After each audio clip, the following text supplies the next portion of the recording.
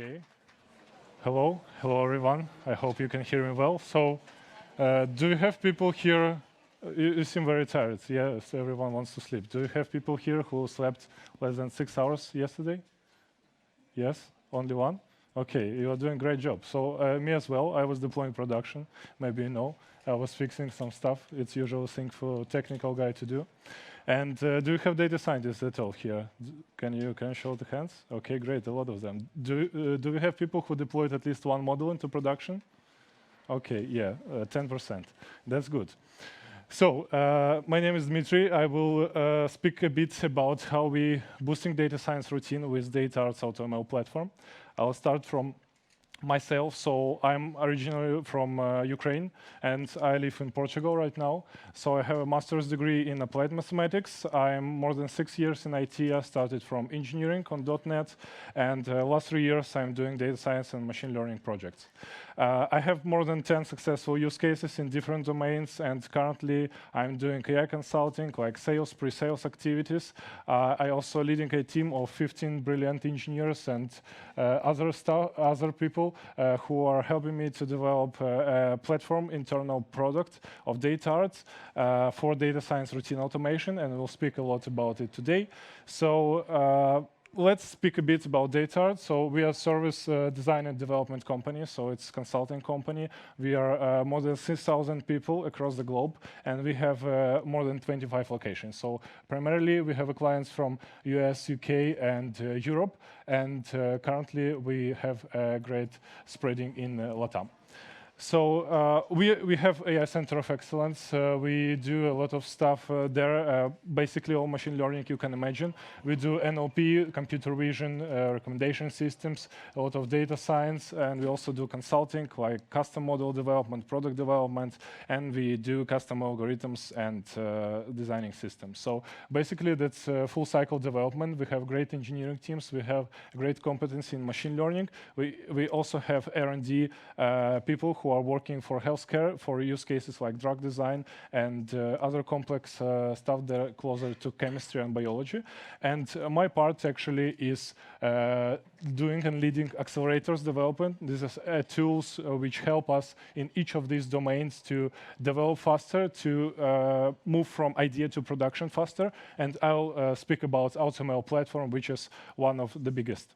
So how it started, so how we came to it. Actually, we challenged by a client some time ago. So he said, okay, just solve this Kaggle. The Kaggle was about finance. It had 7 relational data sets. It was simple, like binary classification. So our team jumped on this use case, and like in a month, we came with great solution, like by our best practices. And the client said, well, yeah, not so good. Show me something. So we came back in another month and we created the solution, the tool for automating the feature engineering. So we merged these data sets in an automatic way. And then we achieved like top 3% with this competition. It was 7,000 people there. And we were in top 250 teams with pure automation. Then on top, we built data science, and we were 41st there. And with that, we came to client, and he said, well, that's great, but then he disappeared. And this is usual thinking in service companies. And we thought, okay, this is a great tool. And this is our like IP or R&D. So what should we do with that? So maybe we can scale it. Okay, how we can scale it? So we did a great job and a really tough one to understand who may need it. So who has the same problem of some feature engineering automation. So it's really narrow topic. But anyway, we finally develop AutoML platform. So you know, I'm engineer, and if engineers don't like calculators, they develop their own. So we did pretty much the same. Of course, there are a lot of AutoML platforms, but we think they're all not so great. And our is not so great as well for now, but it's really a great start, I believe. So we have this idea, you know, let's merge technology, business, and routine. So DataArt is a consulting company. We really care about business, and our data science teams and leaders, they really are close to business. They want to understand, they want to achieve great results with the customer. And we all know this routine. So, okay, let's create one more churn prediction model or one more load prediction model. So yeah, it's really not about technology, right, in some way. And the technology, it starts when you want to go faster, you want to do something better. So we think that, okay, let's integrate everything that we know right now, our best ideas, into existing business process. So how we create a tool that will decrease the number of repeatable steps, that will keep every experiment and every data set results in it, will increase the speed and the accuracy of experimentation and of discovery phase. And let's keep it explainable and achievable for technical and non-technical people. So overall, let's move from assumptions to real data and real use cases a lot quicker. So we started from AutoML. So this was our second service extended of feature engineering automation, and we say about it like that. So common machine learning pipeline on the top, it's gray. So usually we say it takes from 10 to 15 days. If it's great weather and everyone is not sick. Of course, it depends on data set size, but anyway. You have to see the data set, you have to prepare it, you have to clean them, you have to generate maybe features to merge them. It's very iterative, very complex process. You have to run some models, you have to experiment, you have to not to lose your results, to remember your best hyperparameters after optimization. And yeah, it's only about POC. I'm not speaking about production. So what we did automate all these steps for classification and regression problems. We can work with this relational data set, so basically SQL-based database, it's all right. You can define the target, you can define the relationships between the data sets, and all other steps we'll do automatically. We'll detect data types, we'll prepare it, we'll generate the features if needed, we'll select those features. So we can select out of 1,000 features, for instance, 50 is the best ones. So we are doing data exploration inside. And we are focusing really on explainability. So after we build a model, we keep it explainable with the features we believe will help us as data scientists to develop the products faster. So it's not like, okay, let's automate machine learning at all. It's rather about, let's create a tool that will not do it in 10 days, maybe in 1 day. And let's keep it explainable and reusable across data scientist teams and across our people and the client's data scientists as well. So that was an idea. And actually, we created this platform. It took some time, maybe less than a year. But anyway, we have SDK for data scientists, machine learning engineers, developers. We have web application, and we have this great corn symbol. And for each person, it's different why it's corn. I don't know, to be honest, for now. But overall, it appeared that corn has some interesting things and derivatives you will see later. So we also focus on data sets management and experiments tracking. It's pretty like usual thing in like data science tools like MLflow and other great tools. But of course, we think that it's necessary to have this platform inside and have these features. Also, we are hardly focusing on automated experiments. And you can see the image in the bottom. We currently have automated feature engineering, automated machine learning, and automated model deployment. So basically, that's why I was asking for you how many models you deploy. So with this tool, we deploy a model in one click. So it's really easy to do. You will have an endpoint, and you can like say to customer or client, just use it. So it's ready. It's REST API. You have this JSON, just send it. And we are working heavily on R&D on the problems in the bottom. It's automated time series to forecast the sales, to forecast one of the use cases we did to forecast the attendances to the hospitals in England because it was important to understand how many drugs we need for tomorrow, how many urgencies there was. And we are developing this solution again to automate this process. Automated clustering to keep it at least somehow general and explainable for different businesses across different domains and industries. We have automated NLP and automated NLP API, where we are trying to automate the basic tasks for text classification, sentiment analysis, and neural entity recognition. It's almost ready. It's in beta right now. And we have this NLP API thing where we want to build the best models for domains to give them the results without training. So it's basically also usual thing which cloud platforms can do, but they have some limitations for sure. So we want to do it domain specific, and we want to do it better in different business metrics. So if we speak about SDK, it's super straightforward. I'm not sure everyone likes the code, but just see the number of lines. We started from data preparation with 10 lines. Then we say, OK, let's shrink it to 7 lines or 6 lines for AutoML.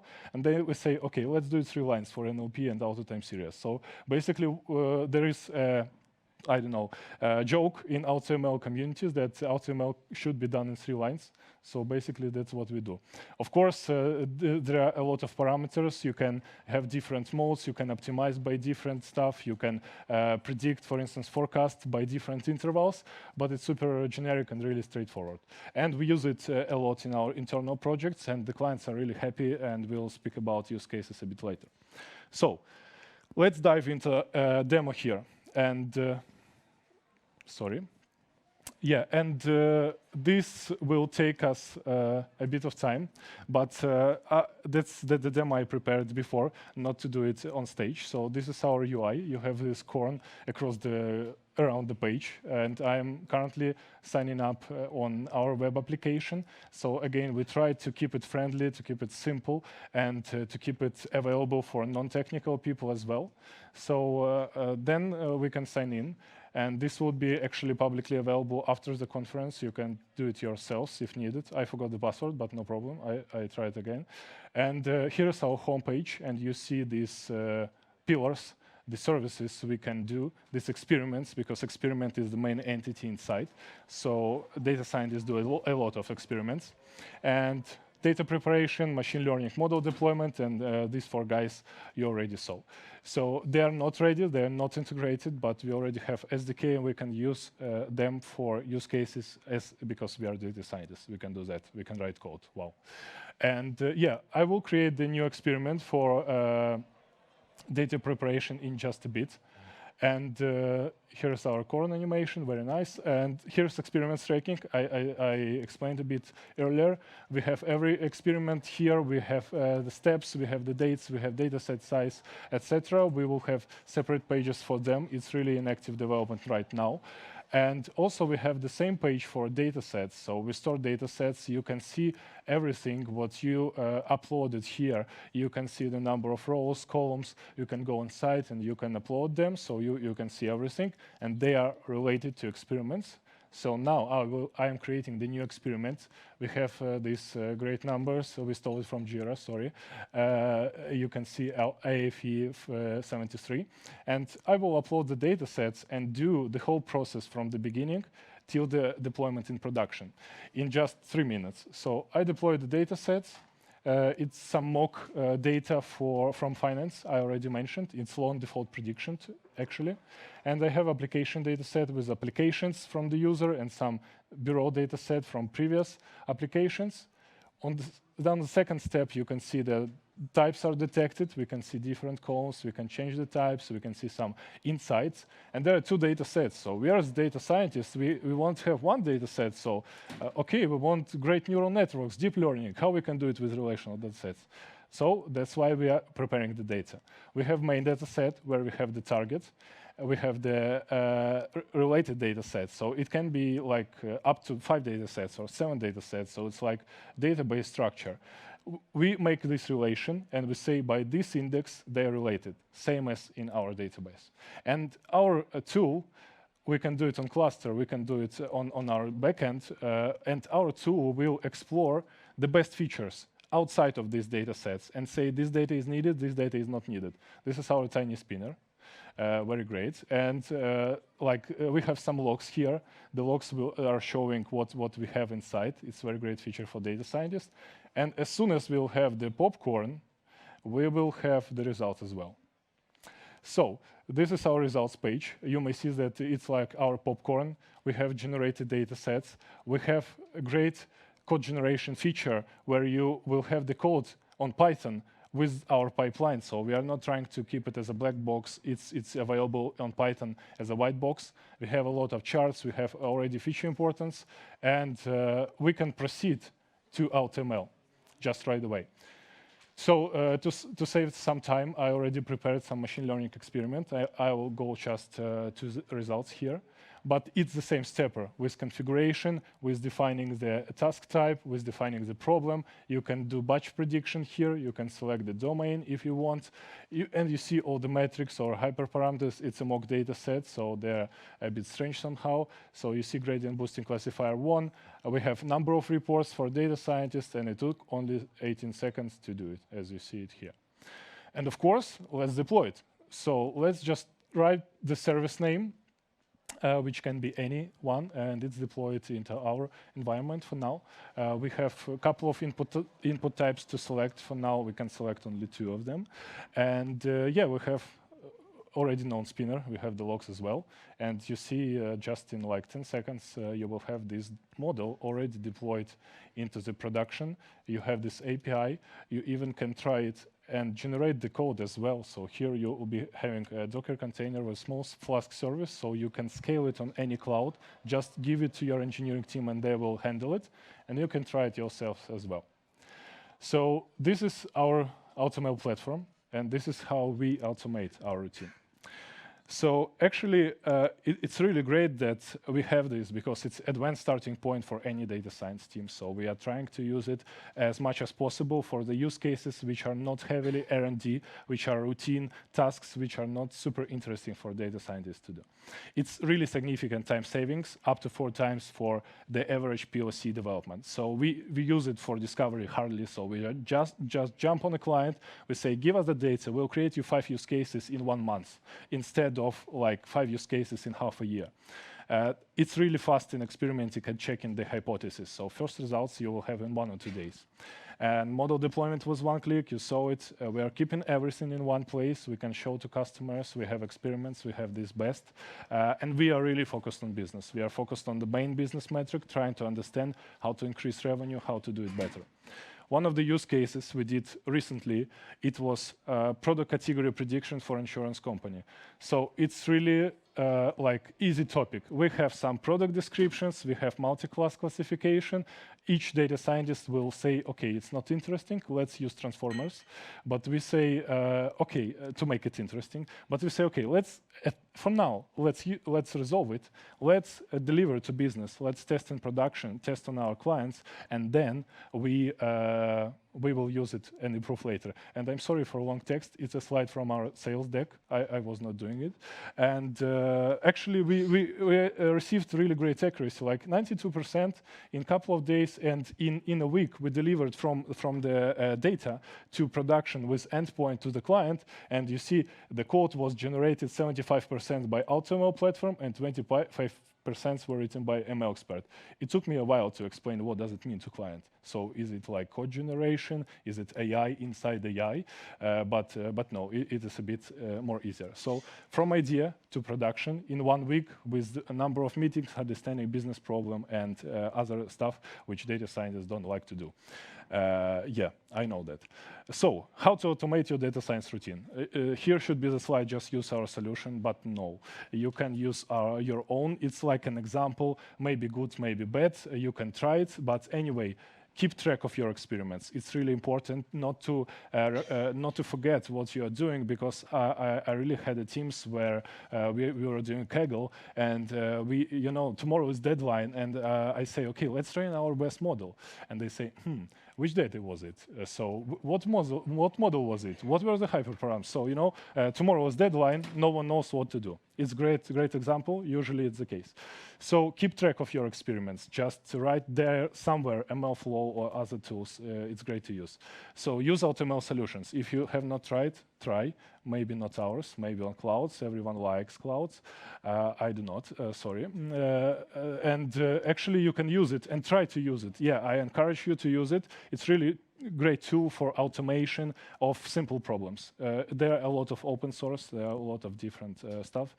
We are not trying to do the best AutoML, we are trying to do the best ecosystem, the best platform to do a data science routine automation. So store your data sets in easily accessible place with a description. Use DVC, use S3, but please write description. What does it mean? because you will have a definitely new team member. And I also had a use cases when one data scientist was working on one project, and then we jumped in there, and it took a while to understand how his branching works in Git and what data sets he's using. So it's really not a miracle. It's really a bad thing to do, not to store and not to tag it somehow.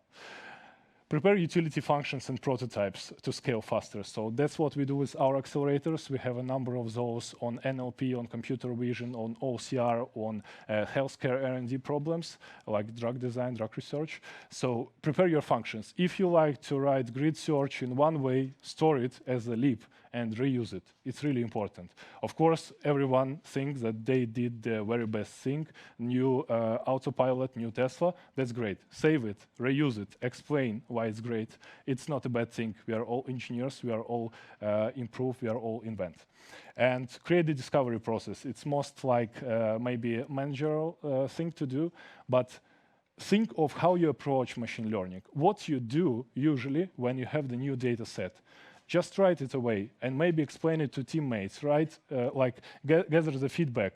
And in the end of the day, in like 2 weeks research, you will get the process of how you will face the new problems and the new data sets and different domains. It's really straightforward. It's not more than usual machine learning flow, but understand what you use, what tools you use, how you set up teams on each of the steps, on data preparation, of work with client, of data preparation, doing machine learning and deploying to production, because it's really complex and important part. And like based on latest research, 10% of ML projects are not, only 10% are going into production. So 90% are, sorry. So I'm almost at the time. Thank you for your questions. I have this QR codes and we are available on a stand. We'll be happy if you help us with user research. There is a small instruction how to make our product better, and you will have some prizes on our stand if you do it. It takes around 10 to 15 minutes if you don't want to do it. And by the way, it's accessible only for laptops users. You can do it on our stand. If you don't want to do it, you can go chat with me, and that was the case. And we have also endpoint, sorry, not endpoint, domain name where you can try production of our tool. So it's available for free. You can register and use it when I will close it, maybe in 1 week, maybe in 1 month. So use it, no problem. And that's it. Thank you very much.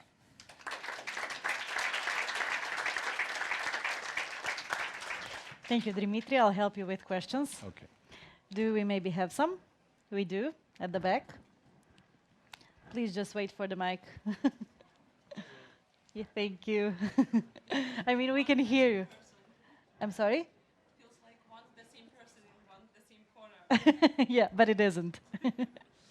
Yeah, oh, is it working? Yeah, it does. Oh, it is. Yeah, I had a question. I've experimented a tiny bit with AutoML platforms. And what I've noticed is that it is really good if your data science problem is well defined, but it is not so good if it is not. So if you have an ill-defined problem. Yeah. Just an example, sometimes whatever your model wants to predict it could be a trade-off of data availability. So it might take time for your target to mature, for example, or there might be noise in your target. So what tools does your platform provide to go from an ill-defined data science problem to a well-defined one? Yeah, so it's a great question. Thank you. As I said, we are a consulting business, and that's why we at first do discovery of the business problem, then discovery of the data, and only then we prepare it and use AutoML. So we do not say that you just use any data for AutoML. So we are still trying to do EDA and to take data scientists to look at the data first. If it is applicable, great, let's do it. If it takes 1 week to prepare, okay, let's do it. We just want to be sure that this tool will deliver the results in this time frame. And with that, we can work with client. We can say, look, let's work on data. Let's keep data science. But when we have the data, when we have the use case, when it's working in the production, when we have a lot of it, let's use AutoML. And it will solve us the modeling part. So again, it became as a service, not as a PhD degree to have, you know. So we are not doing the features directly for this right now. We are focusing on the results. But yeah, we are solving this with human approach before. Okay, thank you. Thank you. We have another one. Yeah. Thank you very much for your talk. It was really interesting. One question in this case. So you mentioned about some features around explainability of your models, yeah? From one deeper question, which particular engines you use for explainability in your platform? I mean, which What do you one? mean by ranges? No, engines. It's Engines, sorry. my bad, Yeah, engines. yeah. We use like Lime, Sharp, original ones, but also we are trying to define our own understanding of how we do it. Also, we have one accelerator in our company, which is called What If Tool. It's also a great thing to do. So it's about you see the graphs of your forecasting, and you can tune and play with the parameters which are included in this forecast. So, okay, let's do the sales to $3,000, and we'll see how this will scale. So it's kind of tool for what if modeling, yeah? Sorry? Kind Yeah, of tool for it's what if modeling. So it's a number of tools. We are trying to work with them, but also we are trying to do code generation, which really helps at least data scientists to understand what is there. And yeah, we are trying to invent something on top of it, which is easily explainable to business, focused on business metrics as well. There is no such for now, but we are working on it as well. Okay, you also mentioned that you don't like clouds, yeah, but most of a company now using some cloud solution and cloud platform as well. What is the key advantages of your solution comparing to some, let's say, AWS, Azure, or GCP? Advantage of cloud solutions? Advantage of your solution compared to cloud ones. Okay, we of course host it on the cloud, but it doesn't say that I should like them, you know? Yeah, of course. Yeah. So we spoke to AWS, and I said I don't like SageMaker. They said, okay, let us contact you with SageMaker team.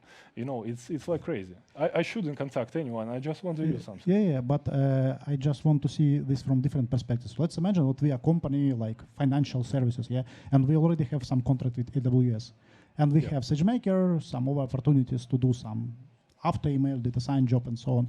Why we need your platform in case if you already have SageMaker one? Okay. So we have everything in one place. We are not pushing that we are better than SageMaker, but we are focusing on discovery phases and not on production phases for now. So SageMaker wants to get all money from you, deploying it into production, and we are focusing on the results on business before the production. So of course you can later make it stable, deploy it in SageMaker, and say to your clients, AWS will manage security and other stuff. But here we say, let's boost data scientists to do their job faster and better, to automate their routine. So we are not inventing SageMaker, and that's why we are not competitors. We're also not competitors with GCP or DataArt's, but only with accuracy on one single data set and the time. So okay, thank you very much for your answers. Thank you. I love this discussion. Yeah, let's take it offline. I'll be on stand right now, so everyone who is interested, let's go there. Okay, thank you. We will have time for lunch break. Good job. Thank you, Dmitry. Do you want me to take this?